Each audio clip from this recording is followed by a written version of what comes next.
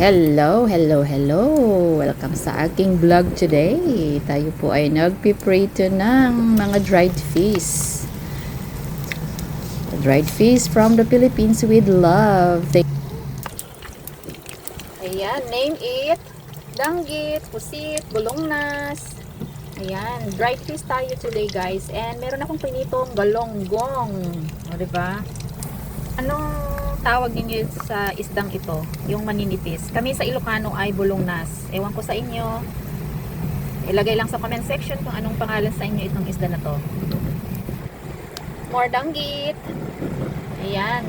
Sobrang hangin guys. Grabe. Naririnig nyo ba yung hangin?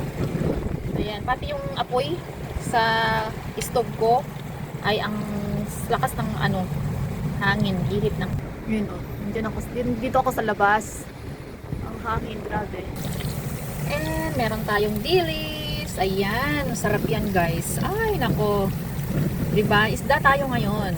Wala mo ng karne daw. Kaya ito, nagprito ako ng napakadaming iba-iba't klaseng dried fish. Ayan. Diba? Ang sarap guys. Kamatis at suka. Uy, ako. Ang last but not the least, ang pinakamaalat sa lahat, tuyo. To me. O, diba? Konti lang ang lulutuin ko dito kasi si Mr. lang ang kakain nito. Hindi ako to kumakain kasi ayaw ko yung maalat. Kaya, ayan, linutuan ko lang ng 10. Marami kami ng ganito, marami kaming tuyo guys. Pero, mostly, ang priniprito ko pag ganitong magandang weather is pusit, danggit, and dilis. So, ayan guys. O, diba? Sabi niya, masarap naman daw ito pero isa-isa lang ang kain niya nito guys. Tuyo, to me. Ay, nakapagluto ako dito sa labas kasi maganda ang weather. Diba? Last na itong pipirtuhin ko. Ayan, malapit nang maluto guys. Binaliktad ko na. Ang sabi nila ay mas masarap daw itong tuyo na may kaliskis. Hindi ko alam kung bakit. Pero para sa akin, maraming tinik at the same time may kaliskis. So, ang naririnig ko is ito daw ang pinakamasarap. Yung maraming may kaliskis. Ayan, malapit na. Hakunin natin. Alpasen, tipa nagprito tayong takabisat. Pandangan langin and tiurayen. Ito naman ang aking galunggong. O diba napakaganda guys ang pagprito. Gaya ng nagprito. Chor! Ayan, galunggong yan guys. Nag-sale siya. Kaya nakabili ako ng 2 pakete.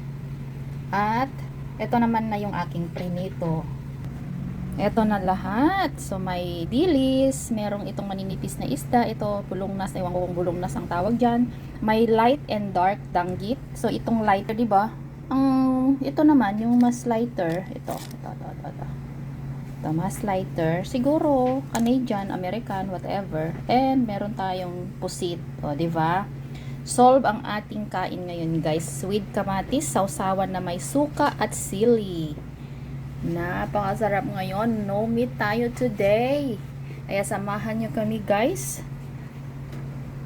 sa aming pagpulutan nitong dried fish joke. Alright, thank you guys for watching. Bye bye.